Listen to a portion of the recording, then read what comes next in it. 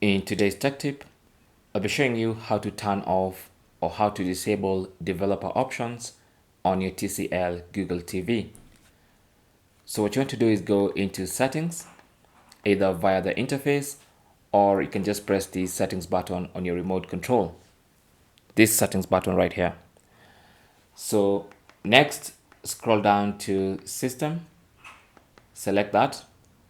Under system, if you have developer options enabled, you should see that option here. So select developer options, and that takes you inside developer options. And at the top of the developer options, you should see the option to enable developer options. So to disable or to turn off, simply turn off that toggle button. Simple as that. And now when you exit, you'll notice the developer options menu has disappeared from the system menu. And that is basically how to turn off or how to disable developer options on your TCL Google TV. Thanks for watching. Comments and questions down below, and good luck.